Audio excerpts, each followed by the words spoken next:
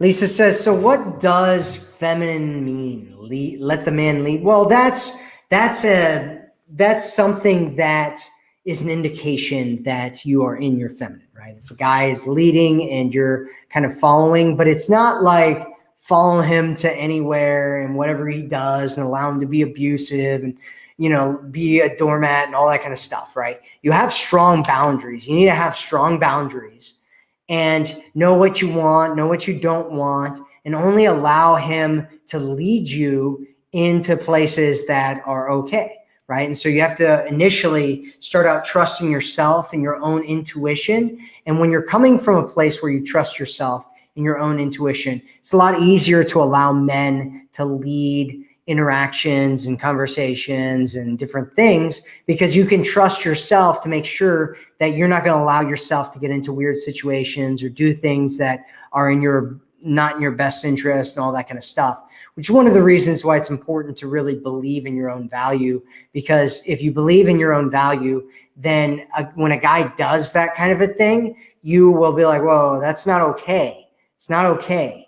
And you're not going to get access to me. And this is what you're thinking, and you're going to communicate this however you communicate it. But, letting him know that he's not going to get access to you if he does things that betray your trust, that betray his leading, right? That puts you into compromised situations or situations that aren't healthy for you. And so feminine means a lot of things, right? Sometimes women think that feminine means like sitting around and doing nothing, which is absolutely not what feminine means.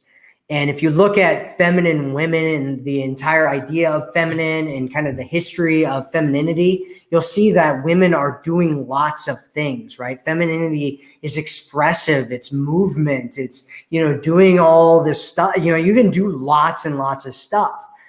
And at the same time, there's parts of it where it's actually coming from a certain space, and which is one of the reasons why it's so difficult for people to describe what it is and explain it and all that kind of stuff. It's one of those things that you kind of need to experience. You can do things that are symptoms that, indicate that you're in your feminine, and those things can help you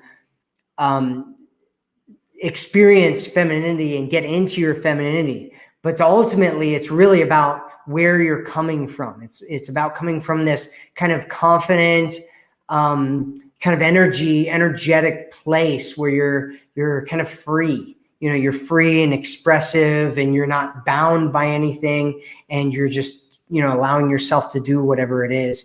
And it's kind of a complicated topic.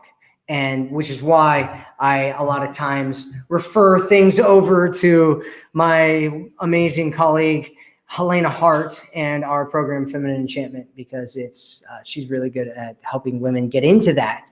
And, I have definitely connected with my own femininity, right? I'm a masculine guy, but you see me singing and kind of waving all over and dancing.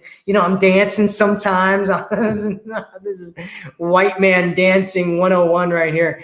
You'll see me doing stuff that is kind of more expressions of my femininity on camera and when we're talking and all that kind of stuff. And a lot of times that has to do with me being connected to my femininity as well as my masculinity. And so it's complicated. It's complicated.